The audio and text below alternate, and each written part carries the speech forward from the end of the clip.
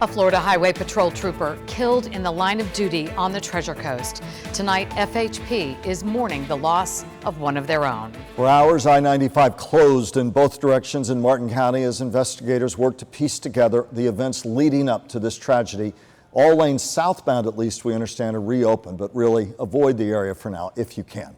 A massive law enforcement presence responding to the scene at around 10:30, a little bit afterwards on the Interstate. Tonight, we're learning more about what unfolded. Right now, we have team coverage on this breaking news, and we begin with WPTV News Channel 5's Jay Cashmere live where it all happened. Jay?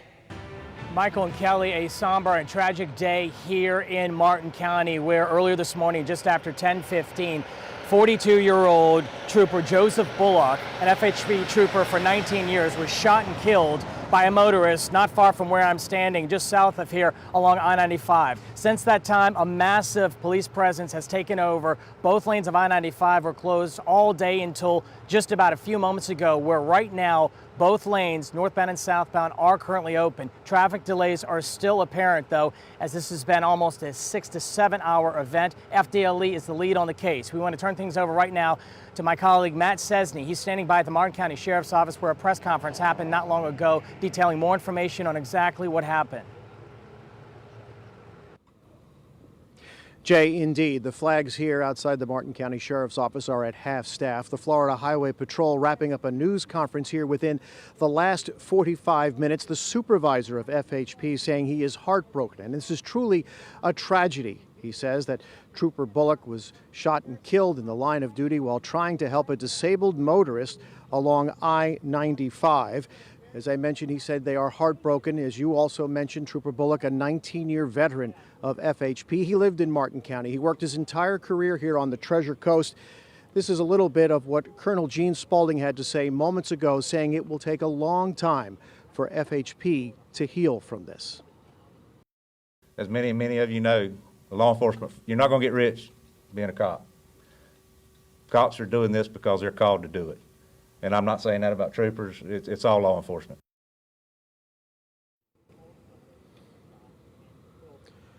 The colonel says FDLE, along with Martin County Sheriff's Office, are conducting an investigation into the shooting. Very little details, or at least specific details about what happened, are being released. But we do know this story from what FHP told us just moments ago here. They tell us that Trooper Bullock stopped to help a disabled motorist along I-95. That motorist suddenly became a suspect, turning a gun on the trooper, shooting and killing him. And then a Riviera Beach police officer, happening upon the scene, shot and killed the suspect. Colonel Spaulding says funeral arrangements are still in the planning stages, but details should be announced later this week for Trooper Joseph Bullock. We're live in Stewart. Matt Cesney, WPTV, News Channel 5. Matt, thank you very much. You can imagine the enormous loss, not just occurring here, but reverberating across the state tonight as word got out that Trooper Bullock passed away, killed in the line of duty. We want to turn our attention right now to News Channel 5's John Shaman. He has more on this deputy who served this state and this area. John?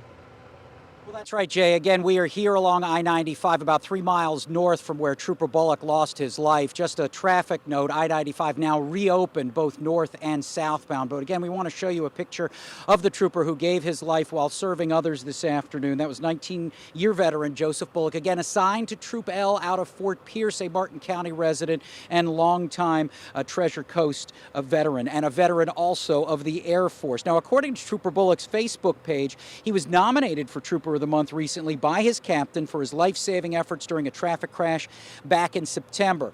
Florida Highway Safety Motor Vehicles and the FHP both heartbroken, saying that Trooper Bullock chose to make selflessly serving and protecting others his life's work, and to please keep his family and his team members in your prayers. Now, not long ago, fellow troopers who were blocking the interstate here, making sure no traffic got on, were standing at attention as the processional brought Trooper Bullock's body north on the interstate. Now, we heard from a number of people who saw the tragedy unfold right in front of them. Somebody's dad or son went to work today, put his uniform or her uniform on. I couldn't quite tell. I was kind of far away, but went to work, and in the line of duty, our police officers don't get enough credit, putting their life on the line every day. The 42-year-old Bullock, Trooper Bullock, his body again taken north from here up to Fort Pierce. And that's where we join my colleague Dave Bowman, who is live outside the Treasure Coast Medical Examiner's office. Dave. John, and you saw the beginning of that processional. The end of it is here at the medical office in Fort Pierce on the campus of Indian River State College.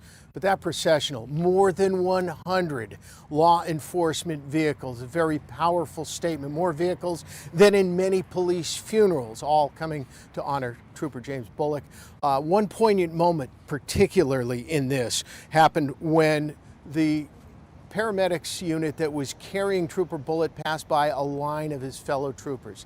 They stopped, they saluted, and dropped their hands slowly in respect. State troopers and other law enforcement officers held a brief ceremony here at the medical examiner's office after the long processional came here. In the meantime, here at the medical examiner's office, the body of Trooper Bullock is still here. The plan is to essentially wrap up the examination to lock down the cause of death and really close the investigation and perhaps provide some closure for his family and his fellow troopers. Reporting live in Fort Pierce, Dave Bowman, WPTV News Channel 5. I now toss it back to Jay Kashmir. Dave, thank you very much. We here on the scene just north of where this incident took place witnessed that procession earlier today around 3:45, and it really captured your heart, really showed the magnitude and the enormity of what took place today when you see dozens upon dozens of officers, motorcycle cops, escorting their fallen brother in arms to a place of peace. This will be the beginning of what will be a long mourning process for FHP locally and across the state. Right now, it is the beginning of a headache for a lot of motorists who have been dealing with all the residual delays on this today following the investigation. I want to turn things over to Holly Davis right now. She has an update on the traffic situation now that 95 is back open in both directions. Holly. Yeah, Jay, looking behind you there, and that is the big takeaway this evening. That big headline, both directions of I-95 through Martin County are back open. As you take a look at some of the flows right now through Chopper 5, you can see it's moving, but it is slow. Real quickly, let's come back out to drive times, and this is kind of an example of how well things are, relatively speaking. If you're traveling south this evening, Indriota Bridge, that drive time really is right where it should be. A little over half an hour, give or take. We are seeing this change a little bit, but not bad at all. Northbound, southbound lanes are open. If you are heading north, though, just be prepared to hit maybe some slowdowns right around Bridge. They're not horrendous, but they are there. It's the turnpike right now where we're really seeing the brunt of that traffic. So we will continue to monitor that. We've got updates on Twitter at WPTV Traffic. Holly, thank you very much. Back here live at the scene, we lost a family member. That is the statement from FHP today that will be echoed tonight, tomorrow, and for days to come as they mourn the loss of one of their own. In fact, just a few minutes ago, a motorist getting onto I-95 right here stopped, offering condolences to state troopers who are manning their post right here. A long, dark few days ahead for this agency. Our thoughts and prayers for each and every one of them. Reporting live from the scene out here in Martin County, I'm Jay Kashmir. Back to the studio.